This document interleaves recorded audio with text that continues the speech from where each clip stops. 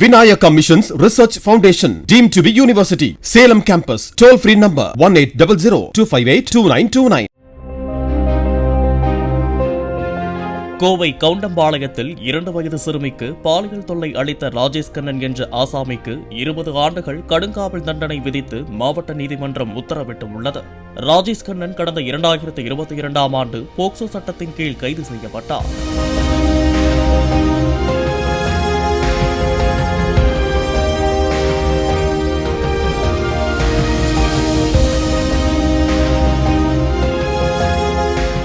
Vinayaka Missions Research Foundation, deemed to be university. Salem campus. Toll free number 1800-258-2929. Play Store மற்றும் App Storeல் இருந்து polymer செயலியை QR கோடு மூலம் பதிவிறக்கம் செய்யுங்கள். செய்திகளை உடனுக்குடன் பெறுங்கள்.